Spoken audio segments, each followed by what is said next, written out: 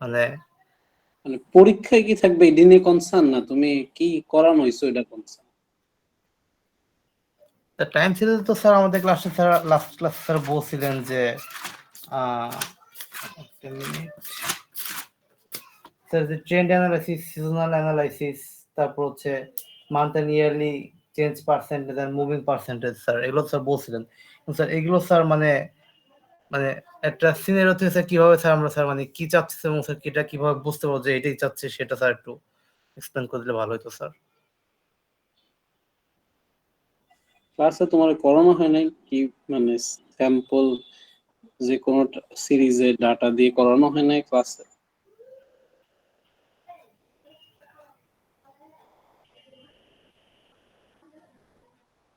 Sir যদি sir একবার একটু স্যার একটু দেখাইতেন তাহলে স্যার খুব ভালো হতো স্যার। কথার প্রপার অ্যান্সার দিবে, আরেকবার দেখাইতেন, এটা তো সলিউশন না। একবার তো তোমাকে হাতে ধরে দেখানোই হয়েছে, তোমার ওইখানে কি বুঝতে পারবো না সেটা বলতে পারো।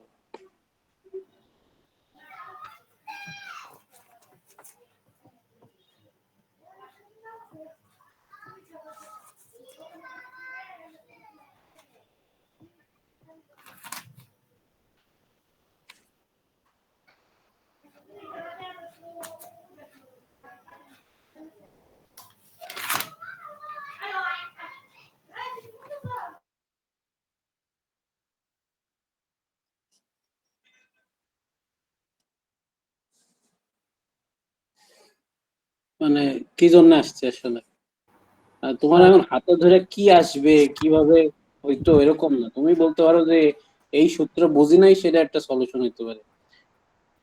কি ভাবে, মানে কি ধরনের প্রবলেম সেটা ক্লাসে তোমার দেখান, মানে ধরে ধরে দেখানো হয়েছে।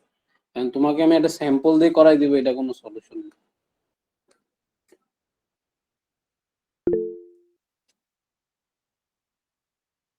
আর কি কিছু আছে? আরে জায়গা, আল্লাহ হাফেজ।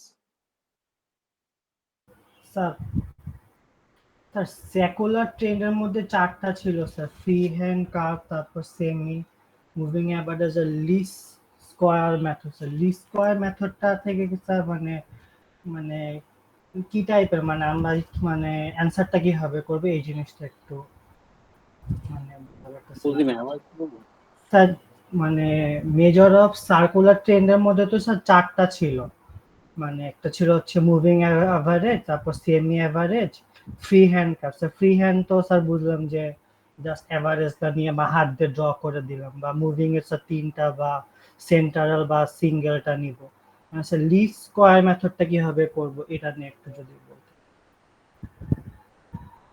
মানে স্যার স্লাইডটা দেখে অ্যাকচুয়ালি স্যার বোঝা যাচ্ছে না ঠিক মতো। কোন টপিকের কথা বলতেছো? স্যার সেকুলার ট্রেন্ড স্যার যে পেজে পিপিটি স্লাইডটা ছিল, major of secular trend, circular trend আর কি। ট্রেন্ড ওই যে ম্যাথের সিজনাল জিনিসগুলো পড়লো না? জি স্যার। সিজনালটা যেরকম ছিল, এভারেজ হইতে পারে একটা, ধরো মিডিল অবস্থা থেকে ট্রেন্ডটা তুমি ড্র করে দেখাইতে পারো। যখন তোমার ট্রেন্ড হাই আছে তখন হাই পোর্শন দেখাইলা, যখন তুমি লো আছে তখন লো পোর্শন দেখাইলা। একটা হচ্ছে ম্যাথে সরাসরি বললা যে একটা ধরো যে কোনো সিনারিও বা যে কোনো ডাটা সেট থাকলে সেখান থেকে তোমাকে যদি বলা হয় যে ট্রেন্ড, হাই ট্রেন্ড কোনটা বা সিকোয়েন্স ট্রেন্ড কোনটা, তখন তুমি দেখাইলা, মানে যেটা হাই ওই বেস করে দেখাইলা, সিনারিও বেস হোক বা ডাটা সেটের বেস হোক। স্যার আমি যে কোনো একটা দিয়ে করলে হলো, মুভিং অ্যাভারেজ বা অ্যাভারেজ তোমাকে যে যদি কোনো একটা দিয়ে মেনশন করলেই করা না হলো। থাকে তাহলে যে কোনো একটা দিয়ে করলে হবে। আচ্ছা যদি মেনশন করা থাকে তাহলে স্পেসিফিক ভাবে। হ্যাঁ, তাইলে। ওকে আচ্ছা, সবাই যেহেতু চুপ করে আছো, প্রথম একটু বলে নেই। এই যে অনেকে জিজ্ঞেস করছো পরীক্ষা হবে নাকি, সিএসসি পরীক্ষার সাথে আমাদের কোনো পরীক্ষার সম্পর্ক নাই। ওদের মনে হয় কোনো একটা কারণে হয়তো পরীক্ষার শিডিউল চেঞ্জ হয়েছে, আমাদের কোনো পরীক্ষা চেঞ্জও হয় নাই, কিছুই হয় নাই। দ্বিতীয় কথা, মিডের মার্ক পাইছো, যার যার মনের মধ্যে প্রশ্ন আছে খাতা এসে কালকে দেখতে পারো। দ্বিতীয় হচ্ছে তোমাদের মানে স্পেসিফিক ভাবে ক্লাসেও বলা হয়েছিল, পরেও বলা হয়েছে যে মানে রচনা, তুমি হাজার হাজার লাইন রচনা লেখার সাথে মার্কের কিছু যায় আসে না। আবার কেউ কেউ ভাবতে পারো যে মার্ক হয়তো কমই দিচ্ছে, ওই যে 24ও পাইছে একজন, তারপর দেখলাম 23 পাইছে, 22, 21, 20 মার্ক পাইছে। এমন না যে মার্ক পায় নাই, এরকম না। আবার অনেক লেখলে যে মার্ক পাবে এরকম না। থিওরি জিনিসে তোমার 1 নাম্বারে উচিত ওখানে লেখা ছিল যে কি কি টুলস ইউজ করতে পারো। তুমি টুলস গুলোর নাম লিখলেই তোমাকে 5-এ 5 বা 4.5 5 এমনি পাইতা।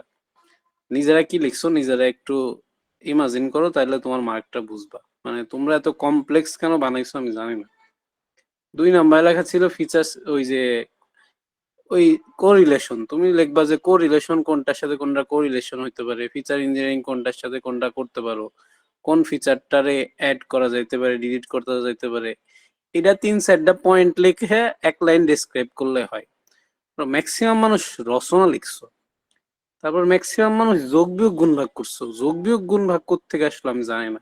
এখানে তো কোনো ফিচারের কোনো ম্যাথ করতে বলা হয় না বা কিছু বলা হয় না। তুমি লিখতে পারো যে এই অ্যাট্রিবিউটের সাথে এই অ্যাট্রিবিউটের মানে কোরিলেশন হইতে পারে, কোরিলেশন করলে হয়তো আউটপুটে এই জিনিস পাইতে পারি। জাস্ট 2টা লাইন, এরকম 3-4টা কোরিলেশন হয়তো তুমি দেখাইতে পারো। তোমরা মানে ম্যাথ থেকে পাইলা, কি রচনা লিখছো? অনেকে প্রশ্নটা লেখা সাথে 2-1 লাইন লিখে দিছো। 3 নাম্বারে বলা ছিল হচ্ছে ওই যে ভিজুয়ালাইজেশন। তুমি স্যার ওই যে ডাটা সেটটা দেয়া ছিল এটার উপর বেস করে তুমি গ্রাফ আঁকাবা। গ্রাফে তো তোমার ওই বেজের একটা ডায়াগ্রামই ড্র করবা, সো ভ্যালু গুলা তো দিতে হবে। তারপরেও র্যান্ডম দিছো, সবাইরে মার্ক দেওয়া হয়েছে, কাউরে 0 দেওয়া হয়নি। 4 নাম্বারে দেওয়া ছিল যে তোমাকে যে ডাটা সেটটা দেওয়া আছে তুমি ওই ডাটা সেট থেকে বলবা যে এই লাইনে মিসিং ডাটা আছে, এই এন একটা গ্লোবাল ভেরিয়েবল, এই 4 নাম্বার রোতে এই কারণে এটা আউটলাইনার। 5 নাম্বারে এটা হচ্ছে তুমি বলতে পারো ওই যে ইনভ্যালিড ডাটা এই কারণে। তুমি জাস্ট এইটুকু লিখবা। তোমাকে কেউ লিখতে বলে নাই যে ইনভ্যালিড ডাটা কাকে বলে, data cleaning, data pre processing. 1 নাম্বারের মধ্যে তোমরা 5টা প্রশ্নেরই রচনা লিখে আসছো। মানে তুমি যেটা চাওয়া হয়েছে তার থেকে বেশি লেখার কারণে ওই প্রশ্নে তুমি এক্সট্রা মার্ক পাবা না। আর লাস্টেরটাই তোমরা এই যে স্যাম্পলিং এর 4টা নাম লিখছো, ডেসক্রাইব করছো। তুমি ওইখান থেকে ওই ডাটা সেটে যেটার সাথে মিলে তুমি জাস্ট ওই লাইনটুকু লিখবা। তোমরা মানে কি কনফিউশনে পড়ছো, কি মানে কি হয়েছে আমি জানি না। এরপরেও যা পাইছো পাইছো, ম্যাক্সিমাম মানুষই 14, 15 থেকে 25-এর মধ্যেই পাইছো। যারা 10ও পাইছো, তুমি যদি ফাইনাল পরীক্ষাটা ঠিক করে দাও, ফাইনাল পরীক্ষা ঠিক করে দিলে তুমি 40-এ 40-ই পাইতে পারো। মানে এমন না যে তোমার এইগুলাই মানে এখানে আসলে থিওরি বললো ওইটা তো পিওর থিওরি না। তুমি জাস্ট টার্ম লেখা তুমি ডাটা সেটটার সাথে রিলেট করবা। তো যারা 10-15 পাইছো, ফাইনালটা ভালো করে দিলে 40-এ 40-ই পাবে। এখানে আসলে নাম্বার কাটার মতো কিছু নাই। আর প্রশ্ন যেভাবে হয়েছে ওখানে নাম্বার তোমাকে স্পেসিফিক কাটার মতো কিছু নাই। আর কুইজ অ্যাসাইনমেন্ট নিয়ে তো প্যারা খাওয়ার কিছু নেই। ফাইনালটা ভালো করে দিলেই A+ পাইতে পারো, যাদের A+ পাওয়ার ইচ্ছা আছে। তোমাদের যে সিলেবাস বলা হয়েছিল, সিলেবাসের মধ্যে ছিল ভিজুয়ালাইজেশনের ক্ষেত্রে। ভিজুয়ালাইজেশনের ক্ষেত্রে যদি স্পেসিফিক কোনো ডেটা সেট থাকে, তোমার কাজ হবে ওই স্পেসিফিক ডেটা সেটের সাথে তোমার যে ভিজুয়ালাইজেশন টাইপ গুলা মনে হয়।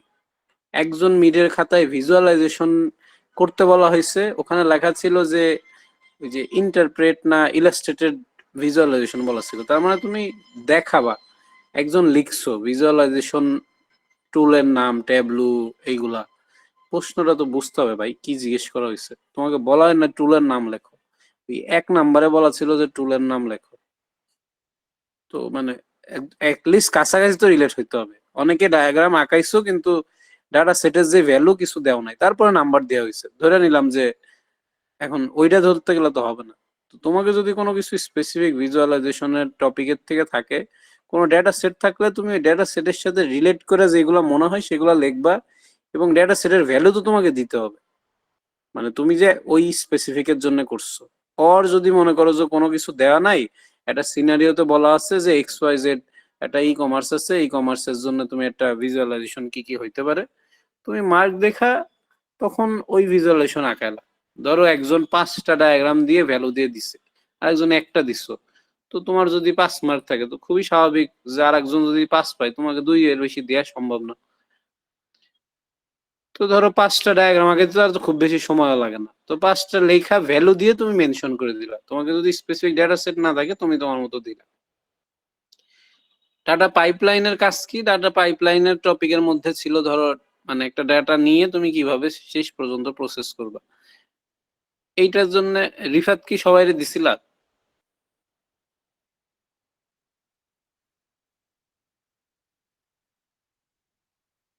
হ্যাঁ,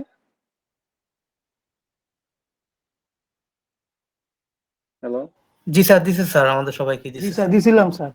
ওখানে কিছু স্যাম্পল লেখা আছে। পাইপলাইন কি, ধরো তোমাকে পাইপলাইনের প্রসেস বলা হলো, তো পাইপলাইনের মেন প্রসেসই হচ্ছে ইটিএল বা ইএলটি যে প্রসেস এবং ডিফারেন্স। তুমি মার্ক দেখা ওইভাবে ডায়াগ্রামটা ড্র করে ডিফারেন্স লিখতে পারো। আর পাইপলাইনের প্রসেসটা যদি জিজ্ঞেস করে ওই জিনিস লিখতে পারো। এরপরে ছিল হচ্ছে এসকিউএল। এসকিউএল তো তোমাদের স্যাম্পল কিছু প্রবলেম দেওয়া হয়েছে, ওই সিমিলারটাই প্র্যাকটিস করলে হবে। ওখানে যদি জায়গা প্রশ্ন তুলে রচনা লিখো, এইগুলা করো না ভাই। মানে তোমাকে যেটুক চাওয়া হয়েছে জাস্ট ওইটুকু লিখলে তুমি মার্ক পাবা। সেটা মার্ক দেখা হয়তো তুমি 1-2 লাইন মানে এক্সপ্লেন করতে পারো। সবচেয়ে ভালো হয় সবাই একটু পয়েন্ট আকারে লিখো, এই রচনা লিখো না। মানে কোনো প্রশ্ন আসলে রচনা না, তোমরা ম্যাক্সিমাম মানুষ রচনা লিখছো। এসকিউএল এ জাস্ট কোয়েরি লিখবা, আর কোনো কাজ নাই তোমার। মানে এসকিউএল আর কোনো রচনামূলক কিছু নাই। টাইম সিরিজের ক্ষেত্রে টাইম সিরিজ কি, কত প্রকার, কোন ধরনের টাইম সিরিজে কি কি জিনিস হইতে পারে, তোমাকে যদি কোনো ডেটা সেট দিয়ে তোমাকে বলে তাহলে তুমি ওইটার সাথে রিলেট করে লিখবা। এবং কোন যখনই কোনো স্যাম্পল বা ডেটা সেট দেয়া থাকে, তো তোমার অ্যান্সারটার এক্সাম্পল হবে তোমার ওই ডেটা সেট বা ওই সিরিজের মানে ওই সিনারিওর উপরে। মানে সচরাচর না। ধরো তোমাকে 1 নম্বরের পাশে লেখা ছিল, ওই যে মিডে 2 এর বিতে লেখা ছিল যে স্যাম্পলিং এ কি কি হইতে পারে, তোমাকে একটা ডেটা সেট দেওয়া ছিল। তো তোমার মানে এক্সাম্পল গুলো হবে ওই ডেটা সেটের উপর বেস করে। তোমরা সবাই জাস্ট মুখস্থ টাইপ লিখছো স্যাম্পলিং এই ওই এইগুলা। আর টাইম সিরিজের ম্যাথের জন্য তোমাদের ক্লাসে একটা করানো হয়েছে, সিজিপি এর একটা সামারি দেওয়া হয়েছে। এখন টাইম সিরিজ বলতে তো আসলে উইকলি, মান্থলি, ইয়ারলি বড় বড় ডাটা হইতে পারে। এখন আমরা তো তোমাকে এই ম্যাথ করার জন্য তো আর 1000 লাইনের একটা ডাটা সেট দেওয়া পসিবল না। যেটা পরীক্ষার মধ্যে করা পসিবল, এরকম ক্লাসে আমরা একটা প্র্যাকটিস করলাম কি, যে একটা সিজিপিএ ধরে নিলাম, যে একটা সিজিপিএ ডাটা সেট ধরো সেমিস্টার ওয়াইজ কোন ডিপার্টমেন্টের একটা সামারি ডেটা সেট, যেখানে ধরো মানে এভারেজ সিজিপি এগুলো দেওয়া ছিল। ওইখান থেকে কিভাবে ট্রেন্ড অ্যানালাইসিস করা যায়, কিভাবে ওই মান্থলি চেঞ্জ হয়, মুভিং এভারেজ কিভাবে বের করা যায়, সিজনাল কিভাবে বের করা হয়, সেই জিনিসগুলো এখানে দেখানো হয়েছে। এতটুকুই, আর বেশি তো কিছু নাই। তোমরা অনেক চিন্তা ভাবনা করে অনেক কমপ্লেক্স বানাচ্ছ। আমার মতো তোমার প্র্যাকটিসের কাজ হচ্ছে তুমি জাস্ট ম্যাথ, ওরকম স্যাম্পল একটা ম্যাথ করতে পারো। তোমাদের মধ্যে আমি জানি না একজন একজনকে শেয়ার করলে কি মরে যাও, তোমাদের মধ্যে 2-1 জন আমার দিছে, তারা স্যাম্পল প্রবলেম বানায় সলভ করছে। তোমরা একজন একজনকে কেন শেয়ার করো না আমি জানি না, এটা তোমাদের বিষয়। মানে একজন করছে আরেকজনকে শেয়ার করলে তো মানে একজনের রেজাল্টের সাথে তো আরেকজনের রেজাল্টের সম্পর্ক নেই। টাইম সিরিজের স্লাইড দেয়া আছে, তুমি জাস্ট দেখবা যে ওই গ্রাফগুলা কিভাবে বানাই বা কোনটা টপিকের নাম কি, এবং তোমার কোনো ডেটা সেট দেওয়া থাকলে তুমি ওইটার সাথে কিভাবে রিলেট করবা, দ্যাটস ইট। মানে হুবহু লিখতে কেউ বলে নাই। এসকিউএল কোয়েরি লিখবা, একটু এদিক ওদিক হলে সেটা আলাদা ব্যাপার, মেন কনসেপ্ট ঠিক থাকলেই হইলো। পাইপলাইনেরও সেম, পাইপলাইনের আর্কিটেকচার ডিফারেন্সটা জাস্ট পড়বা, আর ভিজুয়ালাইজেশনের টপিক গুলো। মানে সিলেবাস খুব বেশি না। এখন মিডে হয়তো অনেকে কনফিউজ হয়ে অনেক কিছু লিখছো, মিডের চিন্তা বাদ দাও, তারপরে আইসা দেখো যদি তোমার মার্ক বাড়ে চেক করে দেখো। আদারওয়াইজ তুমি ফাইনালে যা প্রশ্ন হয়েছে খুবই, কালকে গেলে দেখতে স্যার পারবা। যদি চাও 40 স্যার যাইতে পারো। বলো। স্যার আমি কত বেশি স্যার মিটে স্যার আমার টোটাল দেখতে পারতেছি না স্যার, টোটাল ইউরো। দুইটা দেখতে পারো। জি স্যার।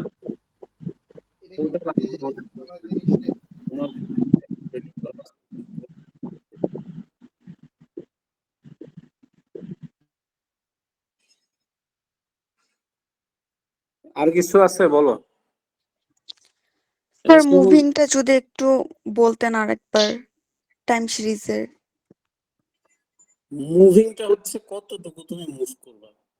ধরো মুভিং বলতে ধরো আমি নেক্সট 3 সেমিস্টার পরে ধরো, যেমন ধরো ইউনিভার্সিটি গুলার ভর্তি, এই ভর্তির রেশিও যদি করো তাহলে দেখবা যে সামার, স্প্রিং বা ফলে বেশি হয় এবং ধরো সামারে একটু কম হয়।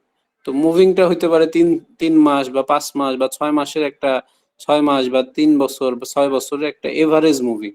তোমাকে যখন মুভিং বলা হবে, মুভিংটা বলতে বোঝানো হচ্ছে যে ওই কত মানে কত দিন বা কত মাস বা কত সময়ের পর পর এটা মুভ করতেছে। এই মুভিং বের করার নিয়ম হচ্ছে যতগুলা মানে নাম্বার থাকবে, মাস হোক বছর হোক, ততগুলার এভারেজটা বের করে যদি তত দিয়ে ডিভাইড করা যায়, তো সেটাই হচ্ছে ওটার মুভিং এভারেজ, সবগুলা যোগ করে।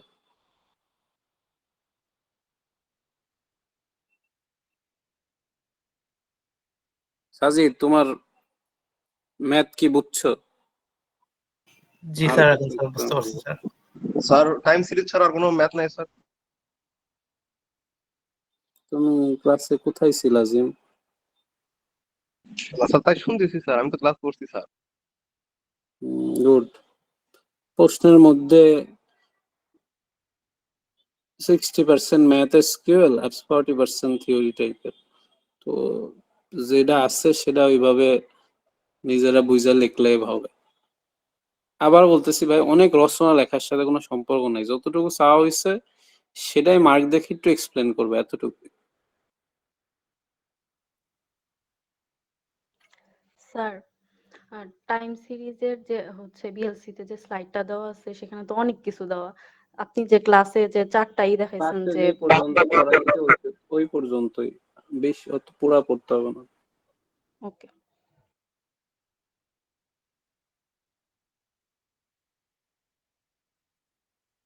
আর কেউ?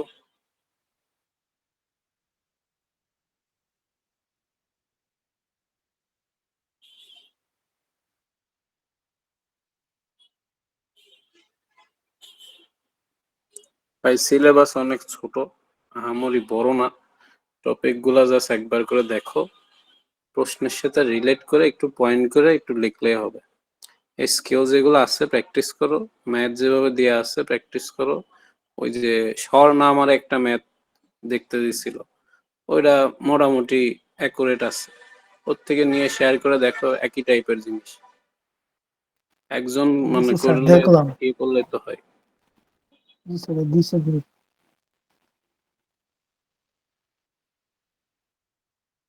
আর টাইম সিরিজের যে থিওরি গুলো আছে, জাস্ট থিওরি টাইপ গুলার নাম টাম পড়া, জাস্ট কোনটা কিভাবে এক্সপ্লেন করে ওইটুকু দেখে রাখো, কোনো সিনারিও বা কিছু থাকলে ওইভাবে দিয়ে দিল।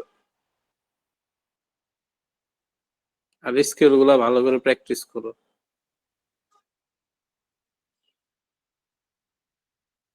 আর কিছু আছে?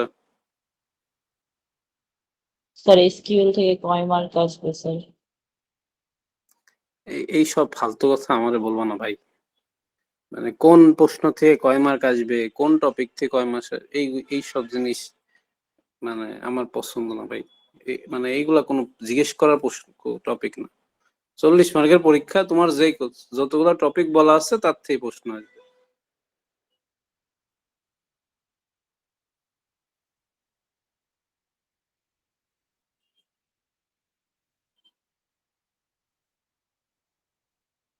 ঠিক আছে, তাহলে দেখো, কোনো কিছু প্রবলেম হলে জানাও, তাহলে হবে। বাকি রিসোর্স আমার কাছে যা দেওয়ার মতো আমি দিচ্ছি। এসকিউএল এর স্যাম্পল তোমাকে দেওয়া আছে, ম্যাথের গুলা ক্লাসেই করানো হয়েছে, টাইম সিরিজের থিওরি বিএলসি তে আছে, ভিজুয়ালাইজেশনের গুলো বিএলসি তে আছে। আলাদা কোনো জায়গা থেকে কিছু করার নাই। ম্যাথ অনেকে ওই যে নিজের মতো জেনারেট করে করছে, ওদের থেকে একটু শেয়ার মানে নিয়ে একবার চেক করে দেখো। ক্লাসে যেটা করানো হয়েছে ওই সেমই, জাস্ট তারা অন্য ডেটা সেট নিয়ে নিজের মতো করে করছে। এসকিউএল তোমাদের দেওয়া হয়েছে, এসকিউএল এর টাইপ সিমিলার, এখন সিনারিও হয়তো আলাদা হইতে পারে, প্রশ্নের টাইপ গুলাও সিমিলার, বাট হয়তো একটু আলাদা হইতে পারে, ওইগুলো জাস্ট নিজেরা দেখলে হবে।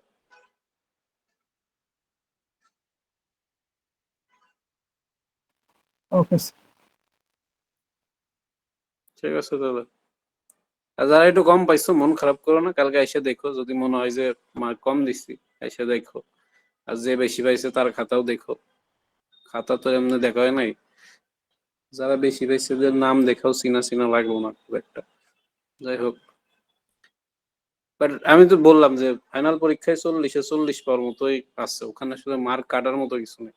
এই মিডেও ছিল না, মিডে যারা মোটামুটি ঠিক ওই পয়েন্ট আকারে যেভাবে ছিল ওই যে 24-23 পাইছে মানুষ, মার্ক করার কিছু নাই। যারা একটু কম পাইছো ফাইনালটা ভালো করে দাও, 40 পাইলে 40ই পাবো, 40 পাইলে প্লাস আরামে হয়।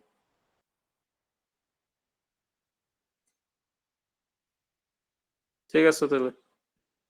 আসসালামু আলাইকুম স্যার। ওয়ালাইকুম আসসালাম।